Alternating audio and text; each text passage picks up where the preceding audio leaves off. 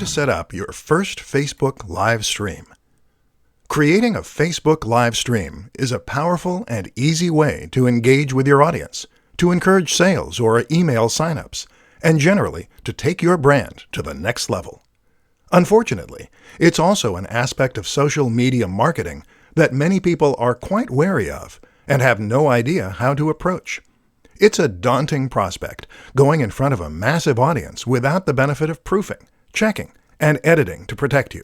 With that in mind, then, let's take a look at how you can set up your first Facebook live stream and make sure that it goes smoothly. The good news is that getting started is actually pretty easy. To get started, just open up Facebook using your app, and then head over to your Facebook page. Now, click on the button that says Post.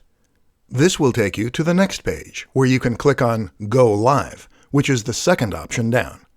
This will open up the live feed, and you'll be ready to start recording right away.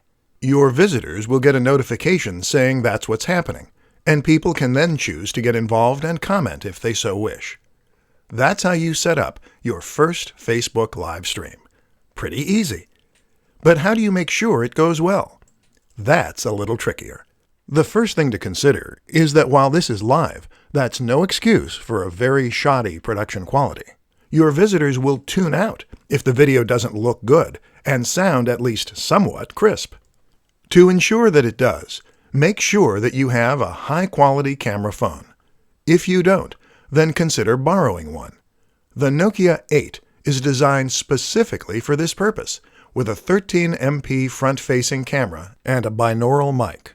To improve sound quality, you could consider using a lapel mic. Simply clip this onto your shirt and plug it into the microphone jack. Think about your environment, too.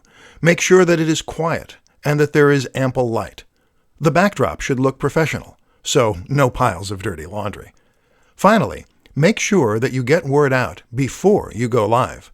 Doing a little research as to where most of your viewers are located and what time they're most likely to be able to view can help, but make sure that people know about it. Post to your Facebook page and other social media accounts an hour beforehand.